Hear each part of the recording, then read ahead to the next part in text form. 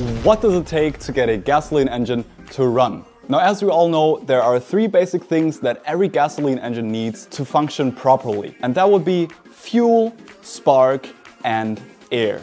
And in an ideal world, all of these three things get added to the engine in a very balanced way. And the 13B rotary engine from my RX-7 that has been sitting for over 14 years is no exception. But you can imagine that after sitting for 14 years, some of these things might not function properly anymore. And exactly that is the case with my RX-7. Now, because this thing has been sitting for 14 years, the fuel in the gas tank has naturally also been sitting for 14 years. And the spark plugs are also 14 years old. So I think I don't have to tell you that putting this engine back into the RX-7 and just running it with all of this old crap is probably not the best idea. Which is why we need to get rid of all of the old crap, starting with the 14-year-old fuel in the tank. But to take a look into the gas tank, we need to remove the carpet in the trunk, the sound deadening, and the fuel pump assembly, which is held in by a few screws. And after disconnecting the feed and return line, which took much longer than it looks in the video, we can pull out the fuel pump and the fuel level sensor. Alright, and now that we've got the fuel pump out of the car, let's take care of the mess down here, because we really want to get all of this old gas out of the tank, so let's go. Getting the old gas out of the car is very important, because gasoline actually loses its octane rating the longer it sits. I will get rid of it by pumping it out into a bucket with a hand pump.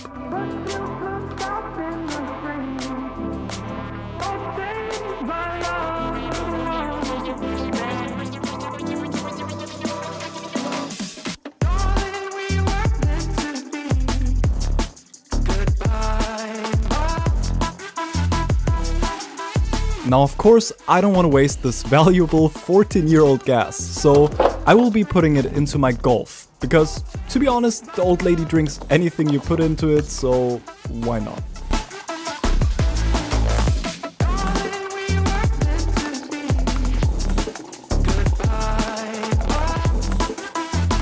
And now, it's just a matter of repeating everything over and over again until the tank is empty.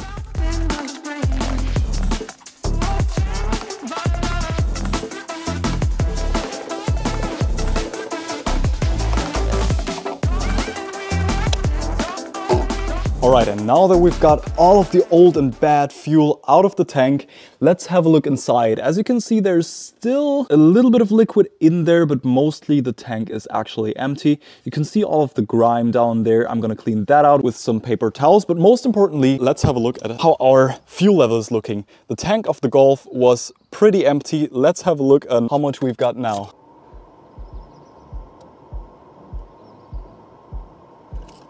Heck yeah, almost half a tank. Well, I guess that's what happens when you put all of your money into the RX-7 and don't have any money to fill up your gas anymore. But at least we got some free gas.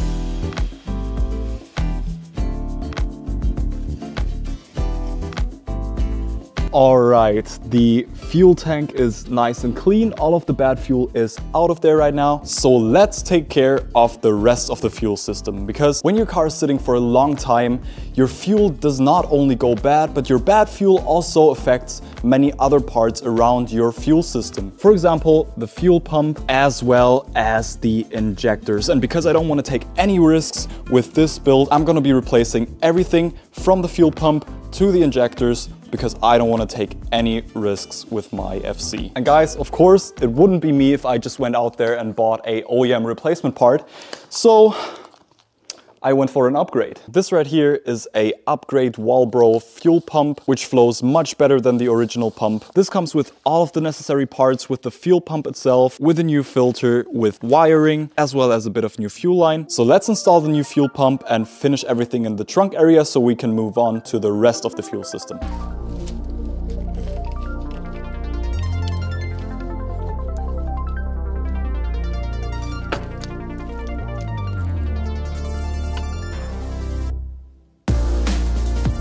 Okay guys, I think this fuel pump is definitely worth to have a look at Just look at all of this gunk. I don't know what these people were thinking, but apparently they've tried to glue the fuel pump in instead of securing it with zip ties, which you would normally do, which is what I'm also gonna do. But now that we got the old one out, let's put the new fuel pump in.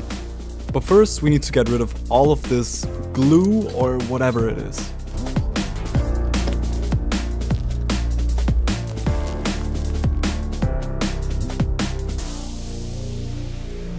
And just have a look at this beautiful new fuel pump. Now we can just put the entire fuel pump assembly back into the tank, screw it in, reconnect the feed and return line, and put the cover back on top.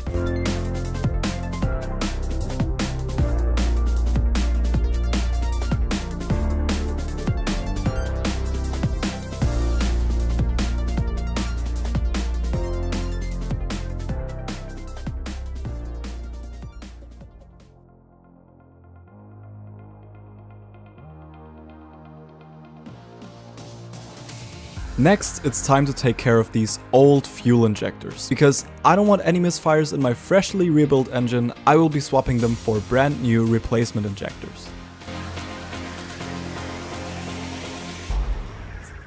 I will also get rid of the old fuel pressure regulator as I'm switching to an adjustable one with AN lines.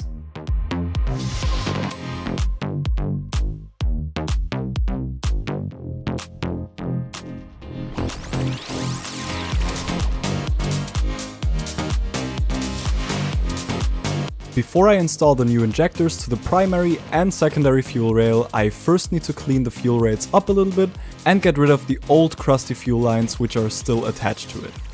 Looks much better, doesn't it?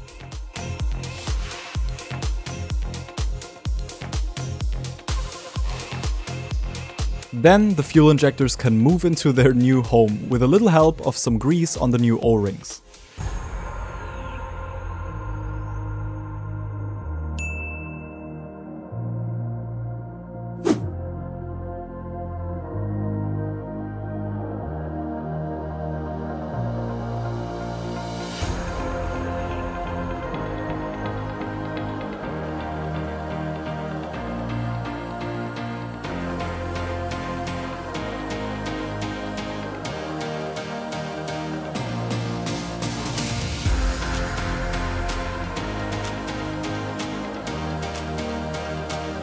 Alright guys, and now that we've got the brand new fuel injectors installed onto the primary and secondary fuel rail, by the way, these look totally awesome, we can move on to another very important thing, and that would be changing the fuel filter, which sits literally right there where my finger is.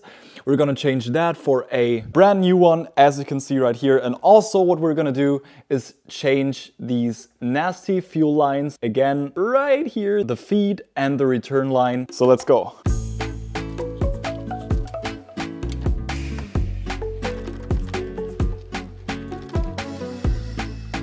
The problem is that on the bottom of the fuel filter there's a rubber fuel line connected to the hard line that runs on the bottom back to the fuel tank, and it's in a very bad location. Really a pain to get off, but never mind, let's go.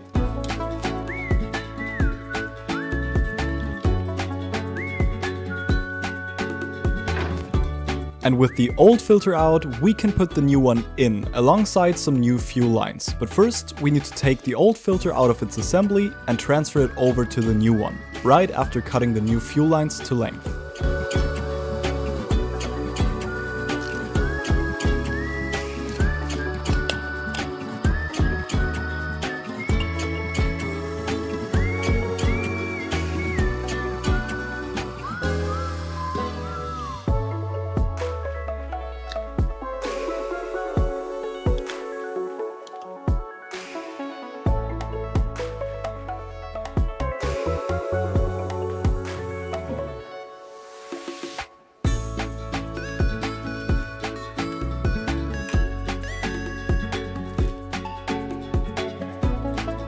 And guys, check this out. First of all, my hands are super dirty because working on the underside of the car is always a dirty job. Anyways, check this out. We've got our new fuel filter installed, as well as our new feed and return fuel lines. I've also changed the bottom fuel line that goes from the filter down to the hard line. Now for the fuel system, we are actually mostly done. There's one more thing missing, and that would be the fuel pressure regulator, because I'm switching from the OEM one to an adjustable one.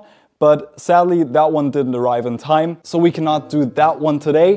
But don't worry, I don't want to leave you hanging, and there's one more thing that I've already talked about in the previous video that I want to do. And that would be taking care of the firewall, because even though it looks good again after cleaning it, it's still a bit boring, and I will spice it up a little with gold tape. And by the way, this does not only look super awesome, but it also has a practical function by acting as a heat shield, allowing almost no heat to get from the engine bay into the interior of the car. Not that this would be necessary with my bone stock 13B, but it still is a nice addition. And before putting the tape on, I made sure to get rid of all of the components that are still bolted onto the firewall, as this makes my job much easier, and it allows me to clean it a little better now that I got more space to work with.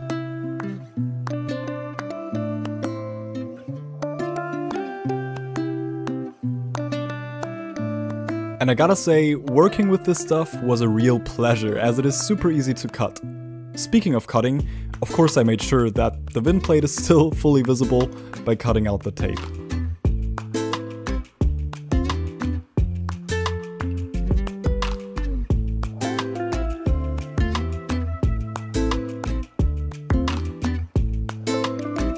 Alright guys, and have a look at that. I'm done with the top half right now. Obviously there are some wrinkles in it, but sadly you cannot get this to be wrinkle free.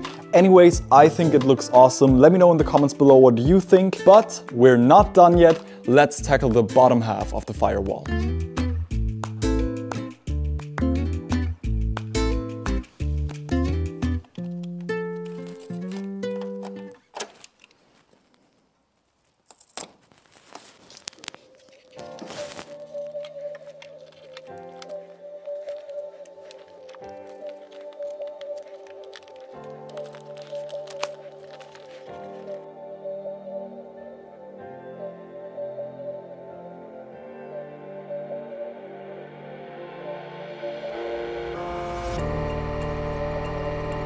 Alright guys, and that wraps it up for today. Make sure to leave a like and hit that subscribe button if you haven't done it yet, because there's much more content like this ahead.